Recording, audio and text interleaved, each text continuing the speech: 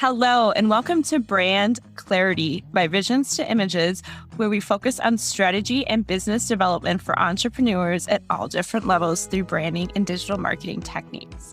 Susie Liberatore is the founder and art director of Visions to Images Creative Services, LLC. For the last decade, she has personally been instrumental in bridging gaps between the global digital market and neighborhood locations for some of the biggest brands around. Growth is possible for even a single location with the right professional branding techniques and Susie's signature strategies of Visions to Images. Stand out from your competitors and bring your visions to life while watching your sales skyrocket. Your host for this is Susie Liberatore, owner of Visions to Images. Hello, everybody. Welcome to Brand Clarity. I'm super excited. It is September, and I'm just so excited for the fall, some cooler weather. I'm excited for all of these marketing budgets and changes that are happening in my clients' world. So it's an exciting time for many. So what I want to talk to you guys about today is some red flags to watch for when hiring a marketing agency. So a lot of times people come to me and they've been burned by agencies before. They don't know if they're going to get a bang for their buck. They don't want to invest a lot of money without knowing what the results are. They don't feel comfortable, right? And all of that comes into the marketing and sales and building that trust and building that authenticity and awareness. But what can you really look for when you talk to an agency? So first and foremost, if anybody can guarantee anything in life, it's a red flag, right? I can guarantee you're going to make $1 million. No, it doesn't happen that way.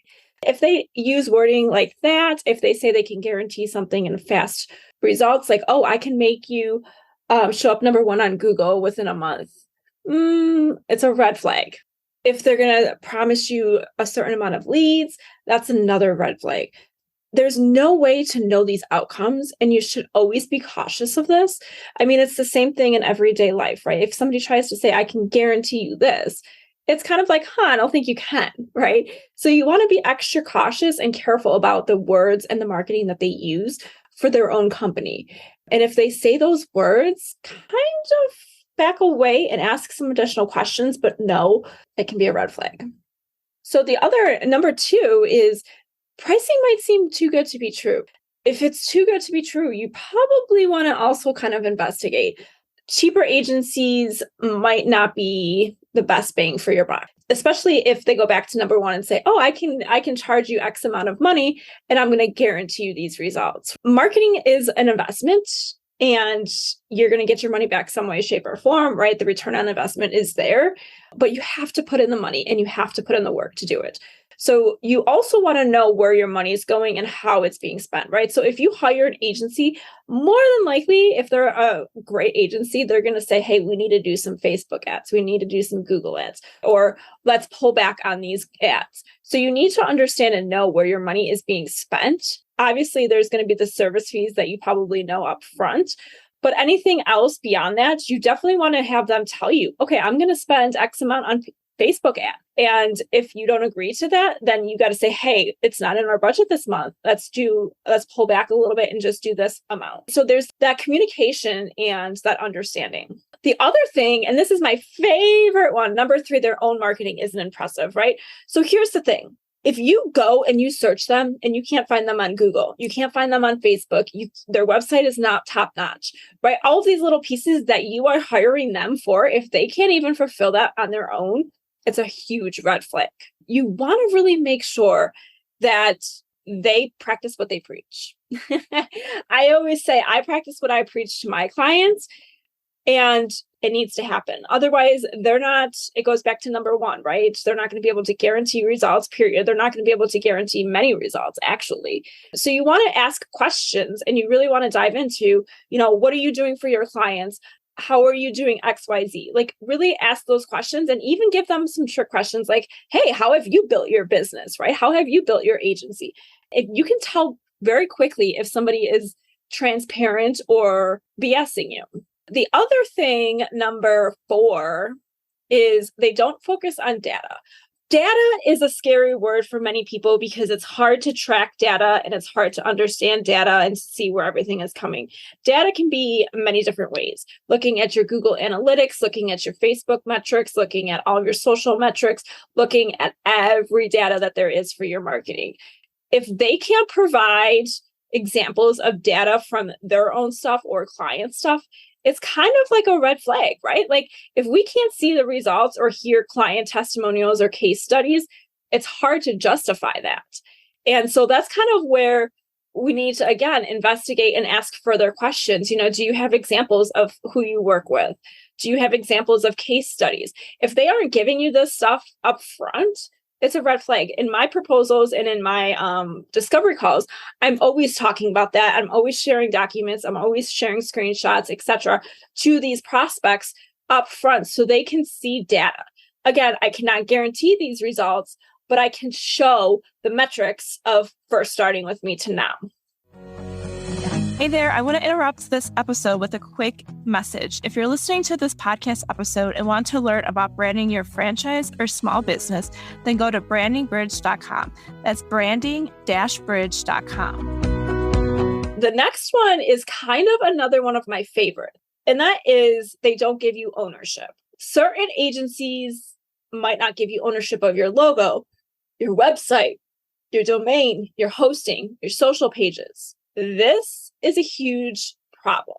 And I want to really talk about this one first and foremost. Like I really want to dive into this one a little bit more because I've dealt with many clients, many agencies that won't transfer over and or want a huge fee to transfer over to somebody else. You own your own website, you own your hosting, you own your Facebook, you own everything.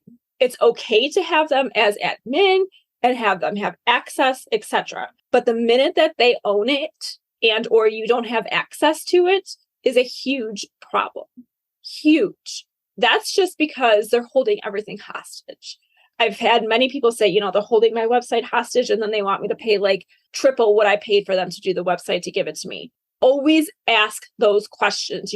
If you're creating my website for me, is it going to be on one of your systems or can I have it on my own system? Ask those questions because that's a huge red flag. And the last thing I would want anybody to do is to not have ownership of their own stuff. The next thing, and this is the last one, is communication. Communication is vital in personal life, professional life, every life, period. If they can't communicate and you're hiring them for content, think about that. If you're hiring them and they can't communicate verbally, non-verbally, anyway, visually, like if they can't communicate, that's a huge problem when you're hiring a marketing agency. That's one of the biggest things. A marketing agency has to be able to communicate with any audience, right? So when you hire an agency, they need to know your audience and they have to be able to communicate to them. But beyond that, you want to be able to communicate with them directly too. There's nothing worse than somebody, and I'll give an example. I'm working with somebody and he's working with an agency and he's like, I'm not being heard. I can't communicate and they're just not listening to my needs and I'm not understanding what they're doing and the results. I've had these conversations with them, but nothing seems to work. When you can't communicate with somebody, it's tough, especially in the marketing. You're putting all of your money into something and you can't communicate. You can't talk about the problems. You can't talk about the goals and the strengths and what's going well. I always talk with my clients about progress, opportunities, and next steps. Always, always, always. Like we're always meeting at least once a month with my clients. That's just because I want to know what's going on in their life. I want to talk to them about their marketing. I want to talk to them about ideas. I want to, keep that conversation always going because without that, it falls flat. And then what happens when it falls flat is you lose it, whether you lose marketing or you lose the agency or whatever. Communication is so hard sometimes for people. So I get it, but find out what communication works best for you. I have a client who's like, I can't read emails. I just can't. And I get distracted. I'd rather hop on a call or meet in person or on Zoom. That's perfectly fine. I'm still going to email him a little bit as a recap, but I'm also going to know, okay, I need to call him if I want to talk to him directly. There's those components of understanding and knowing to communicate, but upfront, before you even hire that agency, how are they communicating? Is it easy to communicate with them? Are they available? Now, again, not all agencies will probably be available to you without signing a contract. If you're emailing them every hour of the day trying to get some information or something, that's not going to happen. But if you're emailing them and it takes them days to reply, consider that.